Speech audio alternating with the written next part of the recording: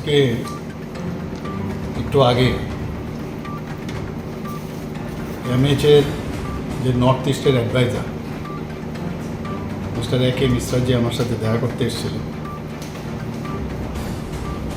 তো বিভিন্ন বিষয়ে যারা জনজাতি গোষ্ঠী আছে ওনাদের কীভাবে ডেভেলপমেন্ট করা যায় এইসব বিষয়ে কথাবার্তা হয়েছে, বিস্তারিত আলোচনা হয়েছে। আমি আমার তরফ থেকে ওনাদের সমস্ত বিষয় ওনার গোচরে আমি এনেছি। আমাদের ত্রিপুরা সরকারের তরফ থেকে কি কি বিষয়ে আমরা জনজাতি এলাকায় বাজেট থেকে আরম্ভ করে আমাদের তাছাড়া রাস্তাঘাট, এখানকার স্কুল, কলেজ, বিভিন্ন বিষয়ে কীভাবে ডেভেলপমেন্ট করছি এই বিষয়গুলো আমরা লিখেছি।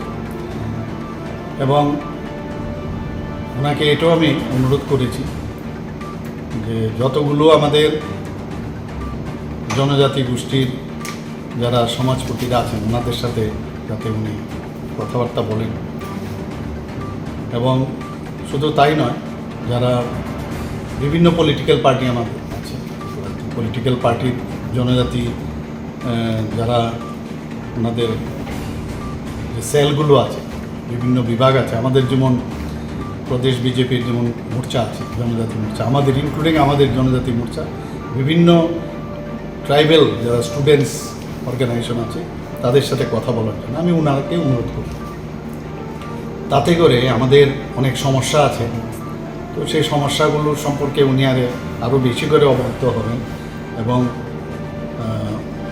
আমিও চাই যে এই বিষয়গুলো উনি জানুক। আমাদের তরফ থেকে তো আমরা বলেছি ওনাকে কী কী এখানে বিষয় আছে, আমরা কি কি করছি এবং আগামী দিনও জনজাতিদের উন্নয়নের লক্ষ্যে আমরা কি কি করতে যাচ্ছি। তো এই বিষয়ে ওনাকে আমি অনুরোধ করার পরে উনি বললেন যে ওনাদের সাথে উনি কথা বলবেন।